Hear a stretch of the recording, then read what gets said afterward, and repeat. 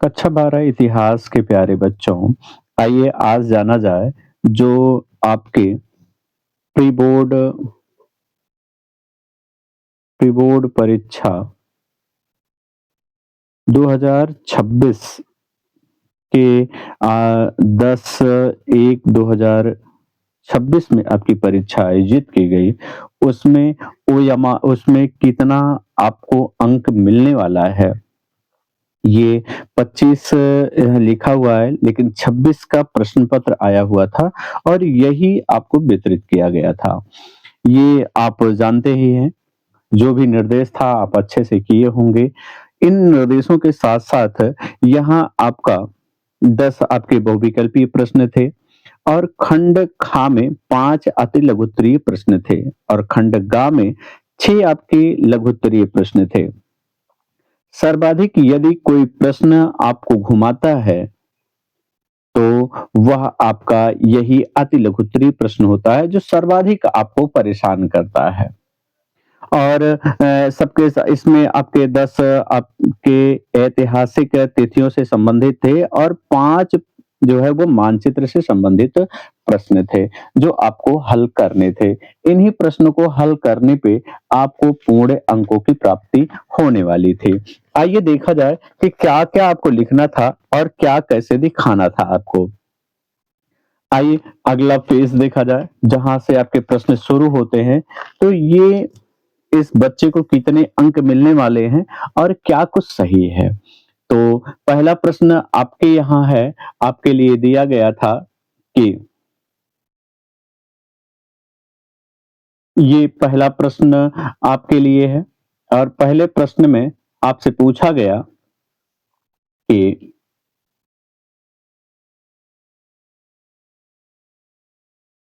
आपसे पूछा गया है कि विनिमय विनिमय प्रणाली में प्रयोग होने वाले हड़प्पा सभ्यता की बाट इससे बाट आपसे पूछे जा रहे हैं। सामान्यतः किस प्रकार के पत्थर से बने थे? तो ये चार्ट पत्थर से बने थे, ये आपका सही हो जाएगा।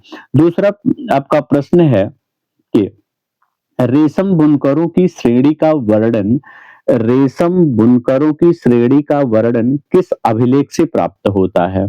तो आपके विकल्प थे ऐहोल, जूनागढ़ या प्रयागराज या मंदसौर अभिलेख से। तो यहाँ आपका सही हो जाएगा मंदसौर अभिलेख से ही यहाँ से आपके बुनकरों की ये प्राप्त हुआ है।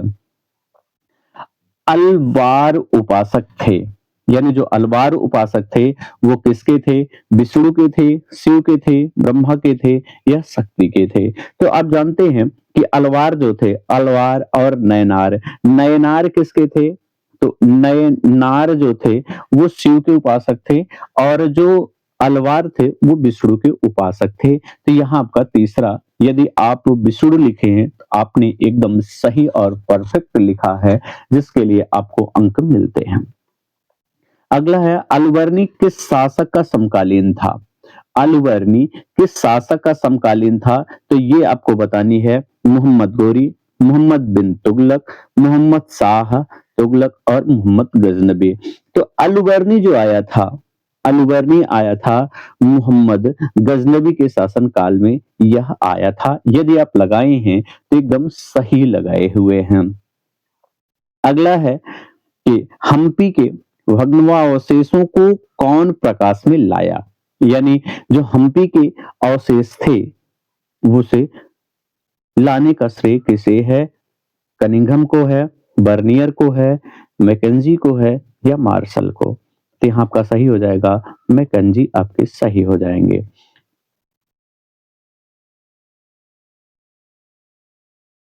अगला प्रश्न है ख्वाजा मोइनुद्दीन चिश्ती की जीवनी मुनिस अल अरवाह ना, यानी आत्मा का विश्वास को लिखा गया है। तो ख्वाजा मोइनुद्दीन चिश्ती की इस जीवनी को लिखने का कार्य अमीर खुसरो द्वारा किया गया या जहां आरा बेगम द्वारा किया गया या दारा शिकोह द्वारा किया गया या अमीर हसन सिजाजी के द्वारा किया गया। तो यहाँ आपकी हो जाएगी जहां आरा बेगम के द्वारा किया गया था और ये कहा जाए तो किसकी पुत्री थी? तो ये जहां शाहजहां की ये पुत्री थी। शाहजहां की ये पुत्री थी और औरंगज़ेब की बहन थी। क्या थी? औरंगज़ेब की ये बहन थी, है ना? आइए अगला देखा जाए, सहायक संधि किस गवर्नर जनरल के कार्यकाल में लागू की गई थी? सहायक सहायक संधि किस जनरल गवर्नर के समय में लागू की गई थी? तो लॉर्ड विलियम बेंकेट के, लॉर्ड कॉर्नवालिस के या लॉर्ड वेलेज़ली के या वारेन के। तो यहाँ आपका सही हो जाएगा कि लॉर्ड वेलेज़ली के समय में सहायक संधि को लागू किया गया था। अगला 8वां प्रश्न आपके यहाँ आया है कि उद्देश्य प्रस्ताव, संविधान सभा में उद्देश्य प्रस्ताव को किसने पेश किया था? सरदार पटेल ने, राजेंद्र प्रसाद ने, डॉक्टर भीमराव रामजी अंबेडकर ने या पंडित जवाहरलाल नेहरू ने। तो यहाँ आपका सही हो जाएगा पंडित जवाहरलाल नेहरू ने इसे पेश किया था। प्रथम गोलमेज सम्मेलन का आयोजन कब किया गया था? तो ये तो हूबहू आपके पेपर में, आपके मॉडल पेपर में आपको दिया गया था। प्रथम गोलमेज सम्मेलन आयोजित किया गया 1930 में। ये प्रथम गोलमेज सम्मेलन, द्वितीय गोलमेज सम्मेलन और तृतीय गोलमेज सम्मेलन। दिसंबर 1929 में कांग्रेस का अधिवेशन कहाँ हुआ था?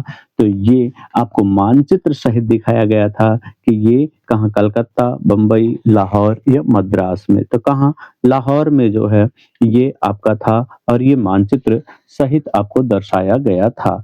अगला प्रश्न आपका है कि कौन सा है, आइए देखा जाए। आपका ये तो यहीं पे आपका सेशन ए समाप्त हो जाता है, यानी खंड का आपका पूरा हो जाता है। आइए बा में देखा जाए, आपके क्या है सेशन बी में। तो बी में आपका है कि प्राचीन सबसे प्राचीन कृत्रिम गुफाएं किस शासक के काल की है? यह प्रश्न आपके प्रश्नों में आया हुआ है।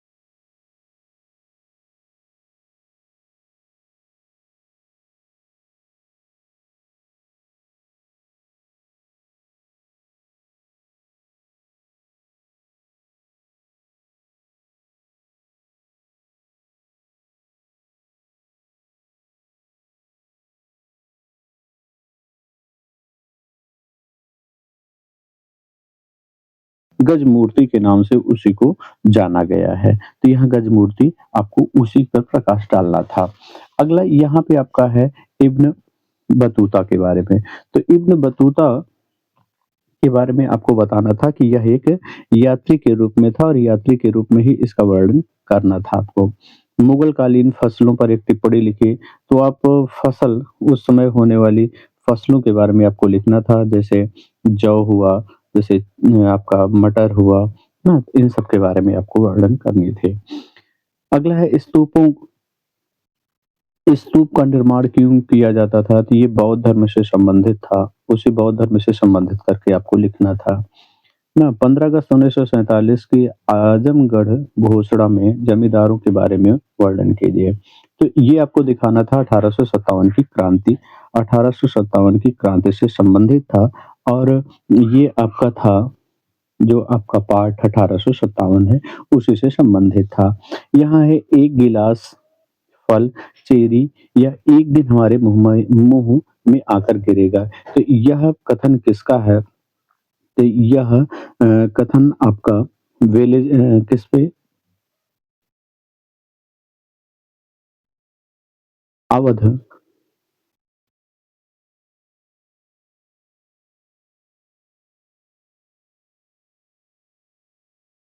अवध पर कुशासन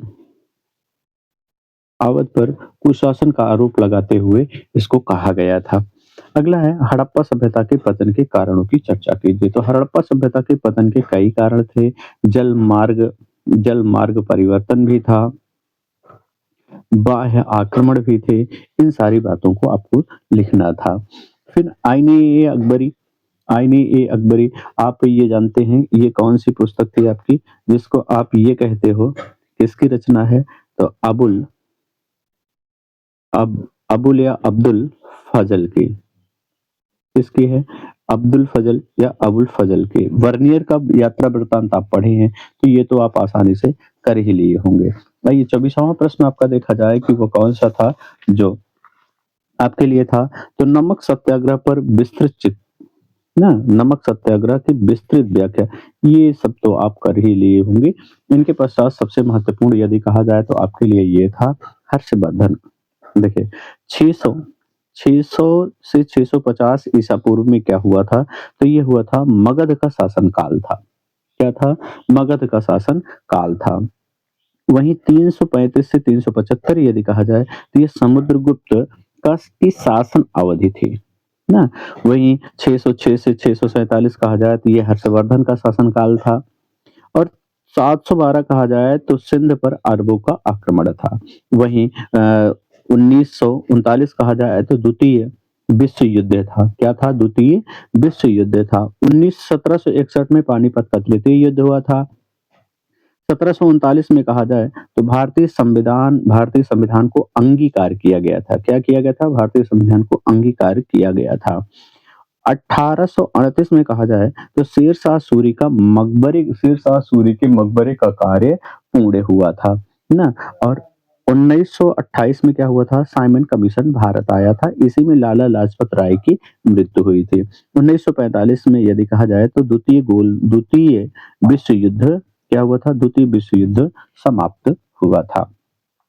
25 के बाद यदि 26वां प्रश्न की बात की जाए कि 26वां प्रश्न आपका क्या आया था? तो 26वां प्रश्न आपका ये था कि वह स्थान जहाँ मुगल बादशाह अकबर का मकबरा स्थित है, तो सिकंदरा आगरा आपको दिखानी थी। वह स्थान जहाँ महात्मा बुद्ध के लिए जेतवन विहार बनवाया गया जेतवन विहार बनाया गया, तो ये कहाँ हुआ है? श्रावस्ती। लेकिन आपको ये याद होगा तो ये महावीर स्वामी से भी संबंधित है। महावीर स्वामी से भी संबंधित है, लेकिन जेतवन विहार बनाया गया है कहाँ? श्रावस्ती में। किसके लिए? महात्मा बुद्ध के लिए। यदि आप श्रावस्ती लिखे हैं तभी आपका सही है, अन्यथा आपका गलत माना जाएगा। वह स्थान जहाँ रामचंद्र का जन्म हुआ, तो ये तो आप जानते हैं कि अयोध्या था, ना? वह स्थान जहाँ 1916 में कांग्रेस का वार्षिक अधिवेशन हुआ था, तो कहीं और नहीं आपकी उत्तर प्रदेश की राजधानी लखनऊ में। वह स्थान जहाँ स्वराज भवन स्थित है, तो ये तो आपका सबसे आसान मानचित्रों में कहा जाए प्रयागराज इलाहाबाद थी।